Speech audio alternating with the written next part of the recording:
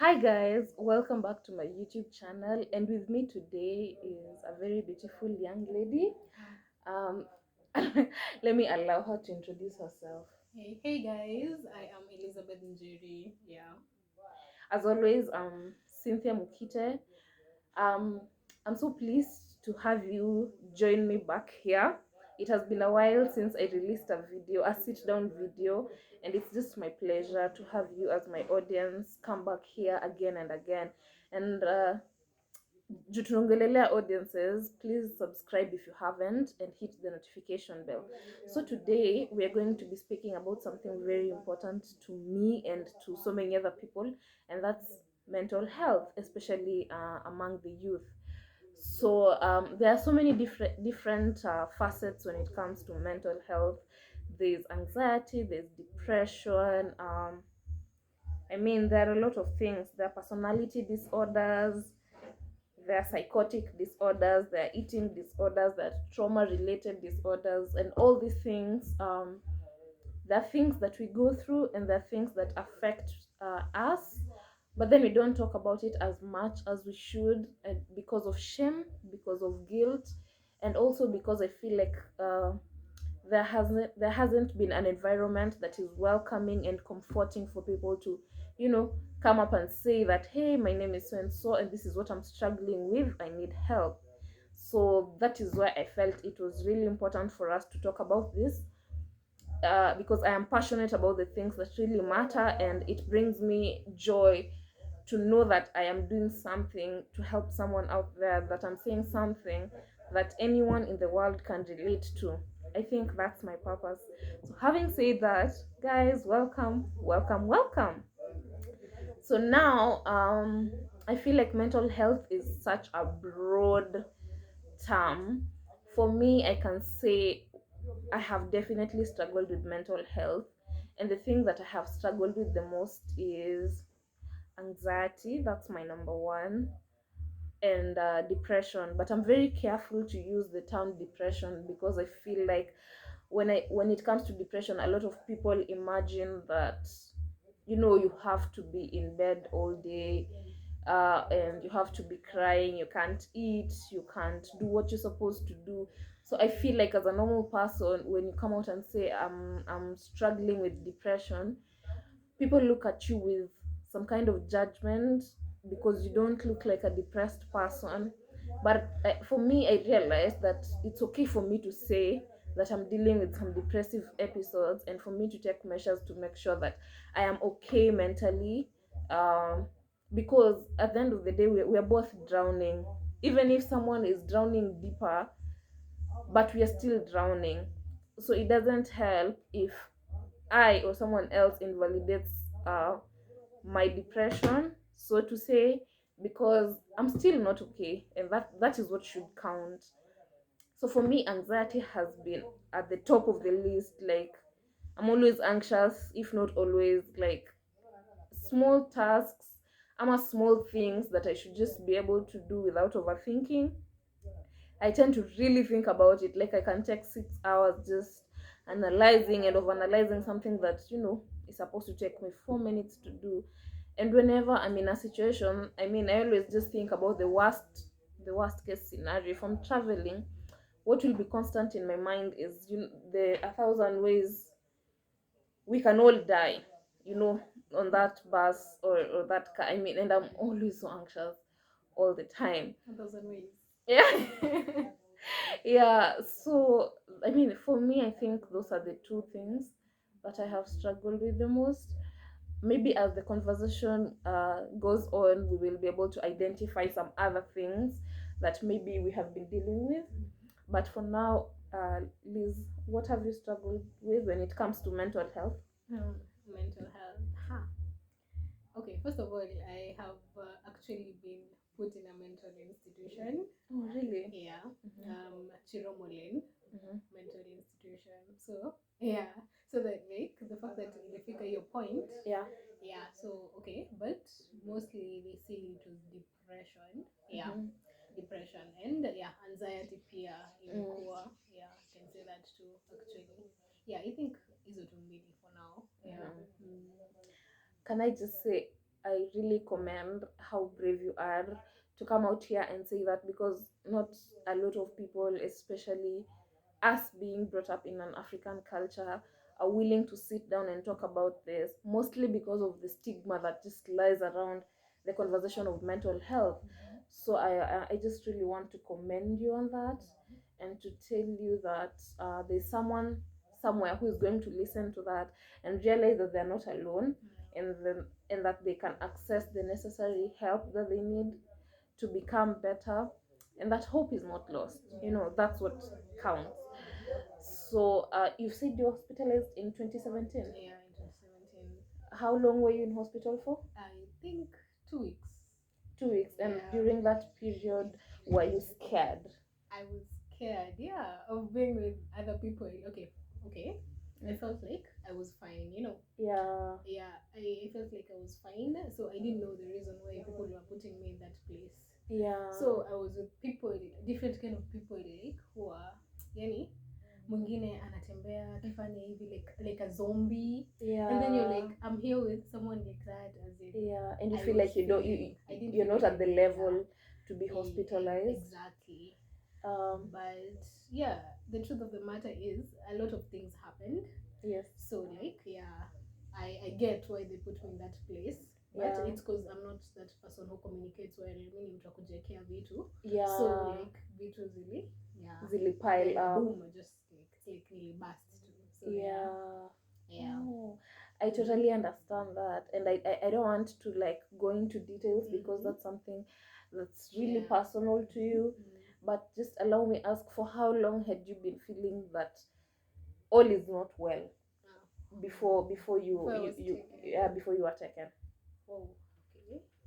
I can honestly say year 2017 kutoka, no, actually it's not 2017 because okay, I remember being put in the institution in 2017. Yeah. But then like all that feeling, okay, Yeah. kutoka nikiwa high school.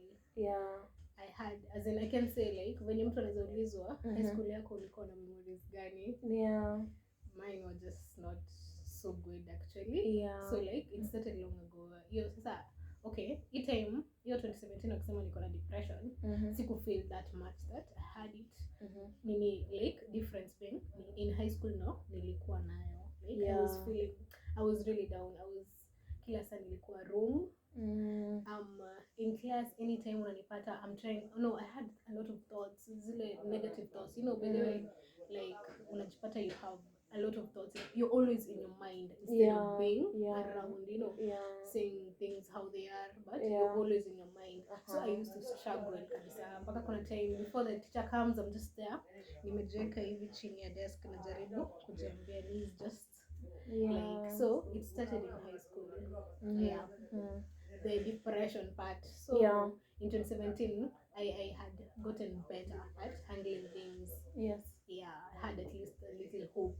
So I didn't think I deserved to be put in that place. But it started kitambo. But how I handled it, okay, I'm not sure I handled things well at your time.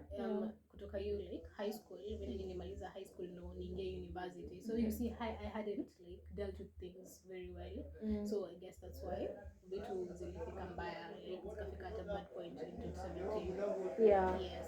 Yeah. Wow. But I'm so glad that you're here now. And I think you're doing so well. You're doing so well, and I really thank God for that, because I never would have known that that's something that you have gone through, because for the time that I've known you seem very well put together. You seem very well put together, so I never would have known, and that's a really good thing, because to me it looks like you have regained your life back. And that's awesome, because that's what I want to see. So okay, did you ever go for therapy? Ever? And counseling? No. You never ever? I didn't. I didn't go for it because sikuwa nafikiria I needed it at that time. I know, yeah, but it's nice by the way going for therapy. Yeah. And also by the way I'd like to talk about the okay, like these days people are taking medications, for depression. Yeah. But okay, I'd like to say my story. So Okay. like after I nilitoka the institution, the medications really affect in a certain type of way. When nilitoka the place, like immediately I was given some drugs, and I was like a zombie. Oh, really? I was like a zombie, and then mate, they were affecting me the way like mate inatoka tu hivi kila saa. Oh. Yeah, mate inatoka like for real, like Yeah. it's not stopping. I'm sorry. Inatoka. Yeah. My mom used to wash me. Yeah. Yeah, a lot of things. So I couldn't hold a spoon. I was being fed. Yeah. So they affected me in a type of way ilinishtua, unaona? And then when another time, so when I went to the hospital again, then wakanichangia the medicine, that thing stopped. By the way, it stopped. Like nilikunywa dawa usiku, in the morning I was able to kujifeed. Yeah. And I used na sikuwa najifeed. So okay, but afterwards the doctor kasema like I be going to the place every monthly. Yeah. To take the stuff. So I used to go there, but then nilikuwa na feel nikitake the medicine, I'm not feeling any difference, you know. Yeah. So yeah, I'd like to just say like it's fine if you don't feel like the medicine is helping you. Yeah, or it's working. If you don't understand, up to now I haven't been able to figure out why I stopped using them, and I'm fine. Yeah. I haven't figured out the importance. Yeah. Not taking them, I stopped. Yeah.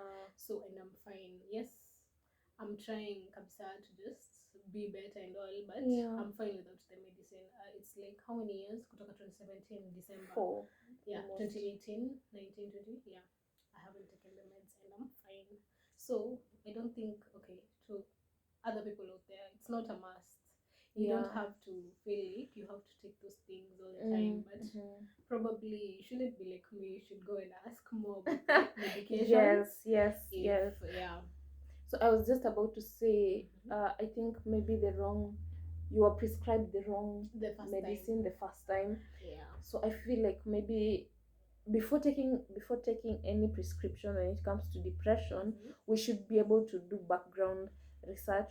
Kila mtu afanye due diligence yake, and if you feel like you're taking something and it's not working for you, just be brave enough to say that you don't feel like this is working for me in a rational way, so that maybe it doesn't come out like you just don't want to take the drug, right? Yeah. Wow, Liz, that's really, really eye-opening, you know. And for me, I feel like when it comes to mental health, it's like a constant, never-ending journey, because I don't think any of us can really just stand and say, I'm fine for the rest of my life. Exactly. I don't need to ever do anything to take care of my mental health. I feel like it's a constant, never-ending journey, and for that matter, the stigma that is surrounding mental health discussion, I feel like we should just get rid of that, so that we come to an age where it's okay to talk about it. It's okay to say that I am not doing all right, and I need time off, or I don't know, I just need help. I need help to deal with ABCD. You know, I was just doing some research, Liz, and it was shocking to come to the realization that almost 2 million Kenyans are depressed. Yeah. And those are the ones that have been diagnosed. Like for me, when I sit here and say that I think I may have dealt with some depressive episodes, I haven't gone to any doctor who has given me that diagnosis. Yeah. So I am not in the statistical database. Yeah. So you can imagine 2 million people, ni wenye daktari amesema, this person is depressed. How many more others are there that have not been diagnosed? Do you understand? And yet, we are the same people who are shaming depression. We are the same people who are shaming anxiety, especially when it comes to, I feel like especially when it comes to men, they're in a much worse place, if that's even a word, because they don't have an outlet. And I feel like they're not really good with communicating their feelings, and they don't even have a safe space where they can go, and say, I need to talk. Because there is this masculinity thing. It's like, as a man, you should handle your shit. Sorry. You should be able to have your life in order, in control.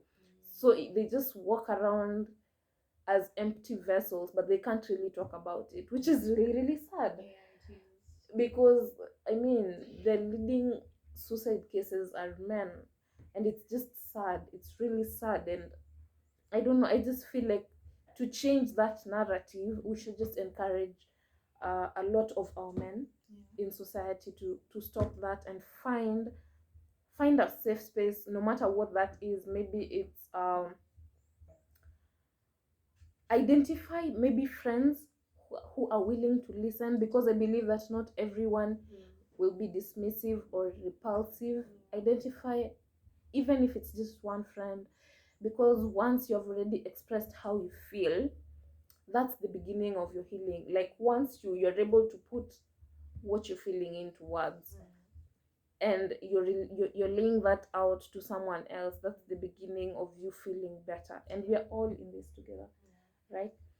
So as women, we're also dealing with this, we're also struggling with this, but at least I'm here speaking, I'm here speaking with Liz, and um, I feel like maybe we express ourselves better. We are not afraid to be vulnerable.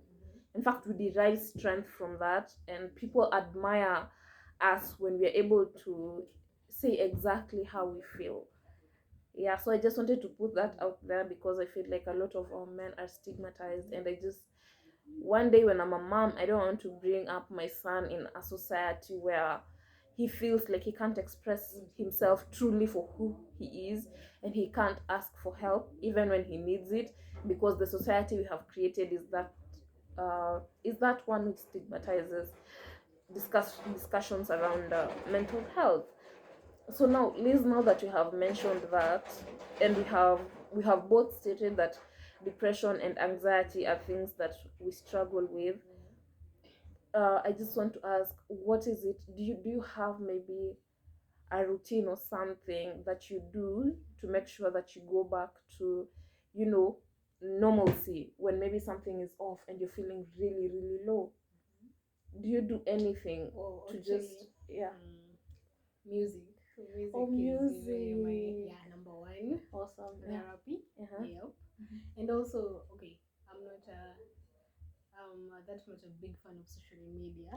So when maybe nimekuwa nikiingia the Instagram, Facebook or something like that, and then I'm feeling like whatever I'm reading is not making me feel nice, I delete them all. I can survive without them. So yeah, hata WhatsApp, just get out. Simple like that for a while to feel. You need to just get back to being normal, you need to have the views that you used to have, that make you like go through your day. Like you feel like, those things, those views zero to back, because sometimes reading stuff zinakuja ku corrupt your views, yes, so you feel like I'm lost now. This is what people are saying, but then it's like I'm losing who I am also. Exactly. And I want to still have those views with me, because they make me go through a lot of things, in a good way. So yeah, that's just what I do normally. What about you? Oh, okay. I think I should also start practicing some social media detox, because social media can be really, really draining. Like, especially for a big girl like me, I feel like a big part of my identity has always been my body size. And on social media, there are not a lot of big women or ladies out there celebrating their bodies. It's always about, if you want to lose weight, go on this diet, whatever, so 21 days. So in my mind, I'm like, what is wrong with the way I look? Why are people so desperate to change their appearance? So seeing that my body is not being celebrated by people that are on the limelight, and everyone is killing themselves kwa gym and all these things, being on the keto diet and all, it doesn't make me feel good. It messes with my self-esteem. And I think I'm made of thick skin, but sometimes things just really get to me. And I think that is where now social media detox comes in handy. So for me, what I do to make sure that I go back to vibrating at the right frequency is, I think, self-care. For me, self-care is is number one. And for me, self-care is not complicated. It's not really about taking myself on a date or whatever, or going to the spa, because I want to do things that are realistic and affordable, and I can easily do them. So for me, self-care is expressing how I feel.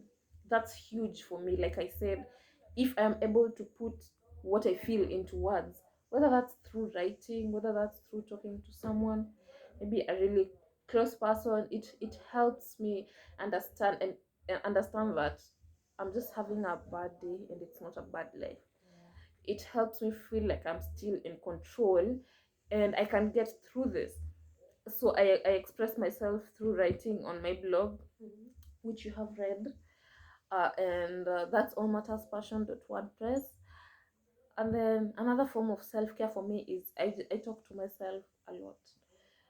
For example, if I'm having an anxiety attack and over something that is not in my control, maybe, let me give a silly example. Maybe I've done an exam, harass ile kabisa.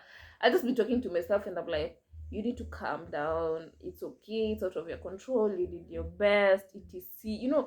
You tell yourself loving things to make sure that whatever, kama uko juu unarudi hapa chini. And trust me guys, it can be like the simplest, most silly things, but you're trying to take care of yourself. So for me, that's what I do. Ama nikiwa nimejam, I'm really really angry, I just try to do that. I talk myself down. That's self-care. Number two. Three, I breathe. I just breathe a lot, literally intentional breathing. Like I breathe in, I breathe out, I breathe in, I breathe out. If I do that for like 10 seconds, trust me, I'll be feeling much better than I was feeling before I intentionally started to breathe.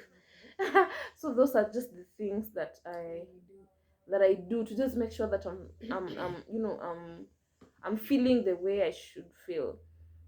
Although I should say that it's not always easy.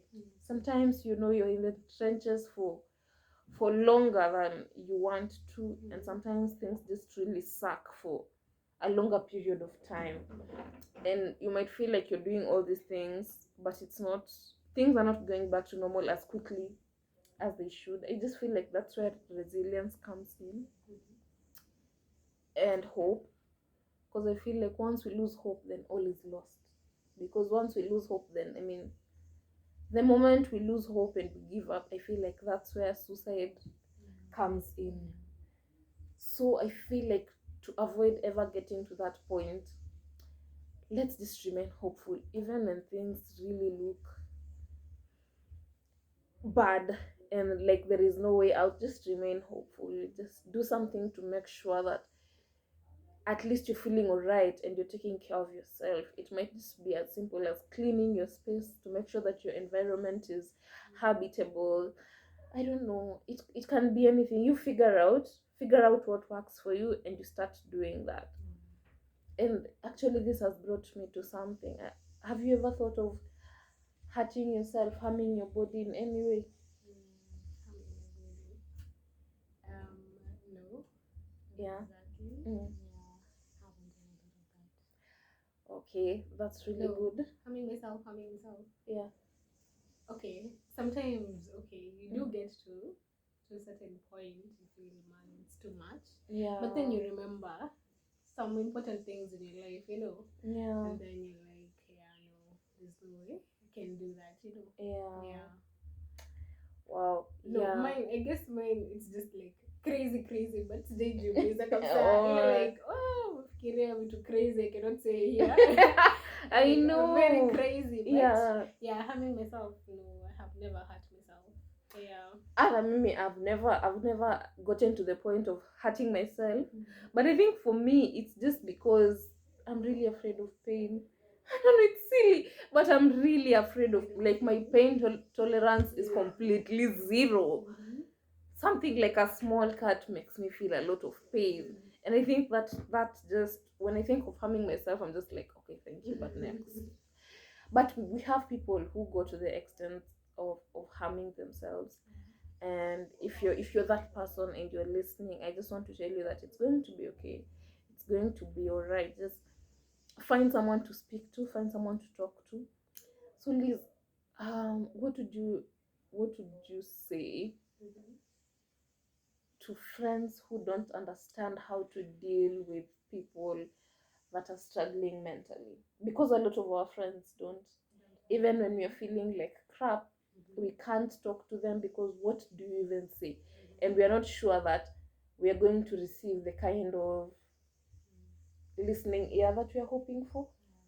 So, I mean, what would you say to them? I'd say, yeah, those type of people, um, you shouldn't be the kind of people who categorize, Yeah. what is it called? Issues, maybe like, Mhm. let me just term it as issues. Mhm. Like, unasema, like, okay, unaambia mtu, like, kite sincerely, like, you know what you're going through, someone else is going through worse. Oh, yeah. You see? So like, okay, yes, someone else is going through worse, but hiyo ni yake na this one, Yeah. ufai Invalidate whatever whatever. someone is feeling. Just because you think someone is going through worse. It's like people are dying, people have cancer, there's a pandemic. What are you talking about? So your feeling is not, I'm not supposed to consider your feelings just because people are going through a lot of stuff and all. It's important to make someone feel like they're heard. Because once I come to you and I tell you that this is how I'm feeling, but then you invalidate how I'm feeling, I just leave feeling worse than I came even. And then people tend to think that some issues are just stupid, so you make that person who wants to tell you something feel like whatever they're telling you is so stupid. I know. So I don't think people should stop that actually. And I think that's a step towards the right direction. Wow, this conversation has been really, really eye-opening, and I'm really grateful that you agreed to do this with me. Because I mean, mental health is something that I'm really passionate about, that I really care about, and I just want to be able to do better and to know better in order to do better. But I can't do that unless I enlighten myself, and I can't enlighten myself if I don't talk to people about it, and if I don't learn about the things that I'm supposed to do. So thank you. I just appreciate the fact that you took this time to shoot this video with me. So guys, thank you for watching. Kama umewacha hadi hapa we ni mso, thank you so much. Na kama hauja subscribe, tafadhali please do. I'm trying to create this platform equal, like a community where people can come to learn, where people can come to get entertained, and just for them to relate to issues so that they know that they're not alone in that particular department, so to say. So that's all for today, guys. Thank you so much. Thank you for joining us. Please, how about you close us off? You guys subscribe. Yeah. So, bye guys. Bye.